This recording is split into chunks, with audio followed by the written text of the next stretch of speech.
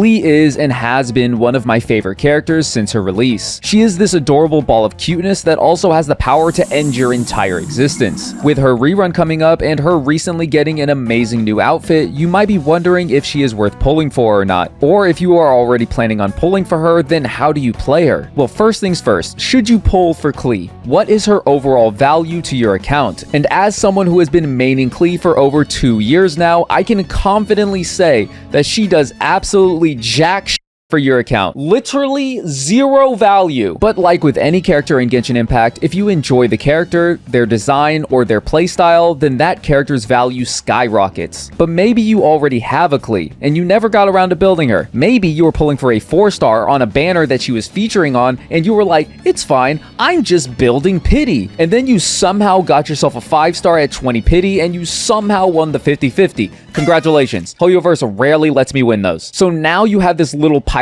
baby just staring at you, and you are sitting there like, what do I do? You build the most powerful pyromaniac this side of the Mississippi. That's what you do. So Klee is actually pretty easy to build because her raw numbers are actually kind of high, and this makes her pretty comfy to use in the overworld. There's a guy over there giving you a problem. He could not be giving you a problem no more.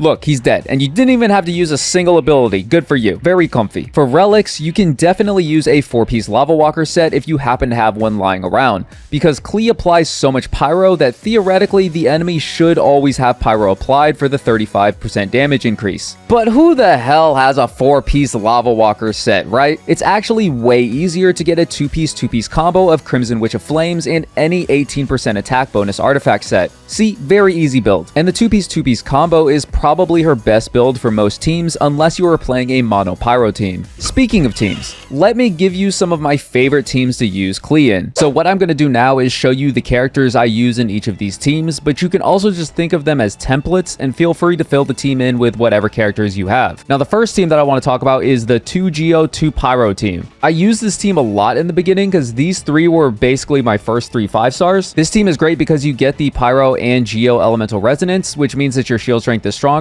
and if you have a shield on, you're going to be dealing 15% more damage on top of the 25% attack bonuses you get from the Pyro Resonance. Also, it feels very comfy to play because having the shield on Klee does feel very good, so you can concentrate on just animation canceling and making sure that you don't get hit. But the team that I use Klee in the most currently is probably Mono Pyro. See, in the beginning, I was using 2 Geo, 2 Pyro, but then I figured out that the Viridescent Artifact set is freaking broken. Now, in this team comp, Xiangling will always have her burst because Klee provides so many elemental particles, and on top of that, Bennett also provides elemental particles, so everybody's always going to have their burst on cooldown. You can use Kazuha or Sucrose in this spot, and both of them will provide the grouping necessary so that you can always just keep all of your enemies grouped, and you're going to constantly be doing pyro damage. And it's also pretty easy to play because there's no elemental reactions to play around. You can also go for Klee Vape or Klee Melt. You can use Xingqiu or Yelan here, or you can use somebody like Rosaria for a melt comp. And you can also get a double swirl going with Sucrose or Kazuha. Also, if you had Xiangling to spare, you could also throw Xiangling here instead of Bennett, and you could use a Hydro Healer like Kokomi or something like that on this slot. Klee reactions are just harder to play around because you are doing so much pyro application as Klee when you're using her burst, her elemental skill, her normal and charged attacks. It kind of makes it hard to vape or melt the exact attack that you want to happen, especially when your burst is active. So that is why I prefer the mono power team over, reaction teams. Like, especially Klee Overload. Like, theoretically, you could play Klee Overload. You could run something like this. I don't think it's a very good team because one of Klee's downsides is actually that her charged attack pushes enemies back, and you kind of want everybody to stay grouped together. But then Klee charged attack pushing people away and pushing them in opposite directions just kind of separates them, which lowers your damage. And Overload just amplifies that. It pushes everybody away even harder. I don't recommend Overload, but you can do it. And this is what I call the Pog Squad. This is 2 Anemo and 2 Pyro. I remember I used this team a lot. This is just for fun, pretty much, like where I would use Jean to suck up all of Klee's mines, and then I would throw them at people. It was a lot of fun. And also having the Anemo Resonance does decrease your stamina consumption, so this can help with dodging. It increases your move speed and shortens skill cooldown by 5%. pretty good. And last but not least, you can use Burgeon Klee. Now, you don't need Kazuha. This is a flex slot pretty much, as long as it doesn't interrupt your Burgeon reactions. But I have a C2 Kazuha, which gives you 200 elemental mastery. So that is why whenever I'm playing Burgeon Klee, I do use the Kazuha just so that I gain even more elemental mastery. I think that I've gotten Klee up to like 13 or 1400 elemental mastery with Kazuha. But if you are going to be using Burgeon Klee, you are going to want to use sacrificial fragments as opposed to the other weapon options that you have. Speaking of which, this is a great time to bring up Klee's weapon options. But for weapons, you have a lot of different options, and there are a lot of good free-to-play options. Now, currently, I am using Lost Prayer to the Sacred Winds. I was so happy. It took so long for me to finally pull this weapon on the standard banner, but you know, I got it. And I'm using it currently because crit rate is Pog, and also it gives you 8% elemental damage bonus every 4 seconds, and you can get 4 stacks of this. Doing more elemental damage as Klee is very good because all of her attacks are elemental damage. Some other options, you can use Skyward Atlas. Like, basically most 5-star catalysts are going to be very good. And if you're using Burgeon Klee, you're going to want to run something like Sacrificial Fragments for the elemental mastery bonus because you're just going for as much elemental mastery as possible. And a very good free-to-play option weapon is Dodoko Tails if you happen to be playing when the event was live. Unfortunately, this being an event weapon and a pretty old one at that, means that most people won't have it. But if you do happen to have it, it is probably Klee's most aesthetically pleasing weapon because it matches her so well. I occasionally just bring this weapon out because I think it looks very good with Klee. But something that is even better than Lost Prayer to Sacred Winds R1, like if you have R5, like this is probably your best option. But like, I mean, who has an R5 Lost Prayer Sacred Winds, right?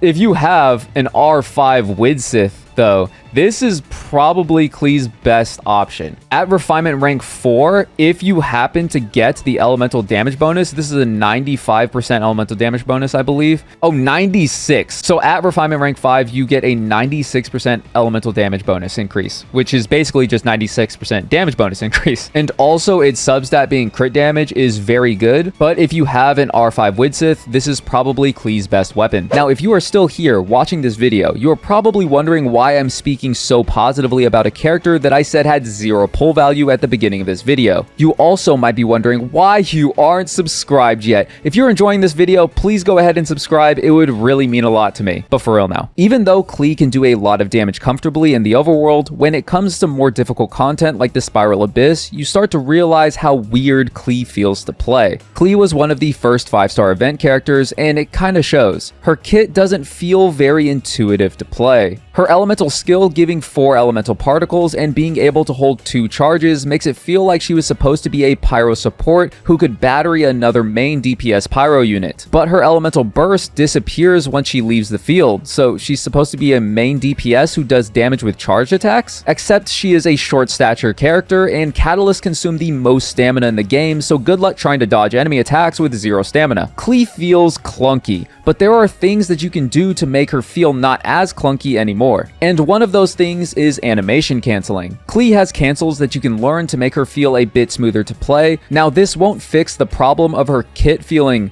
confused, but it is actually pretty fun to do once you get the hang of it. Okay, now animation canceling. Animation canceling isn't as scary as some people might make it out to be. Some people might tell you that you need to learn all of Klee's different animation cancels or that they're difficult. It's not too hard. There is a timing thing, so don't get too discouraged if you can't do it immediately, but once you get the timing down, it's kind of like riding a bike. You won't really forget it. Now, this is probably the timing that a lot of people are like, oh, this might be kind of difficult, but once you get the timing down, it's not too hard, and you don't really have to use this animation cancel super often. This is the Machine Gun Klee one. This is for something like if you were using Sing Cho or Yalan and you do this, you could do this so that every single one of your normal attacks would be a vape. Mainly the one that you need to know is this one, which is the normal attack to charged attack. And then after you charge attack, you're going to jump cancel the charge attack.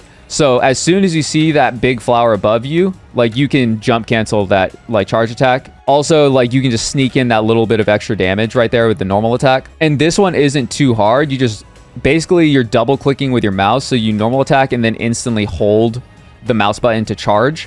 And then while you're holding your mouse button, as soon as you see that flower pop up, you're going to jump. And then this is probably the quickest way to get your normal attack charge attacks off. But also sometimes you'll need to reposition when fighting people. So like sometimes I'll be doing this like, and I'll be charge attacking and jumping around the enemy to try and reposition to get out of attacks.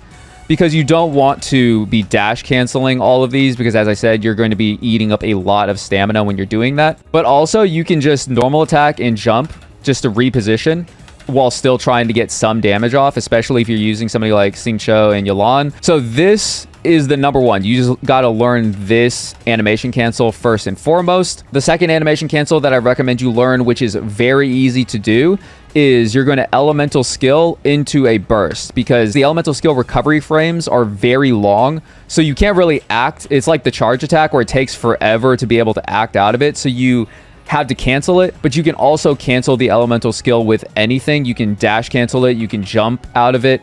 But usually what I like to do is I like to elemental cancel and then burst right afterwards.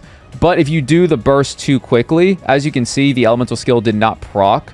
So you want to wait until the elemental skill happens first. So the only thing that you really need to learn with this elemental skill to burst is you just need to wait for that elemental skill to come out. Like once you see the bomb actually come out, that means that you can now instantly burst. And the animation cancel is pretty easy because all you're doing is you're pressing Q, right? So this is it. All you're doing is elemental skill. As soon as you see it, you Q, and then now you can start just going off doing damage. You can start hopping around being like, oh my god, I'm doing so much damage. Oh my god, look at me go. You suck everybody in, and then that bam, boom, there you go. Bada bing, it's over. You've won Genshin Impact. So basically, if you want Klee to feel better to play, you have to put some work in. But to bring it back to the original topic, the reason why I say that you are better off pulling for a different pyro unit is because even after you put in the work to learn how to play Klee, you are now just doing the same amount of damage as a different pyro character, or even less damage. With Yoimiya, you spam left click on the mouse. Congrats, you can play Yoimiya. With Diluc, you normal attack, E, normal attack, E. Congrats, you did it. With Xiangling, you press Q. Look at the execution! You get the idea. If you are trying to drastically improve your account, then I don't think Klee is the move. But Klee has been one of the most fun characters to play for me in Genshin Impact.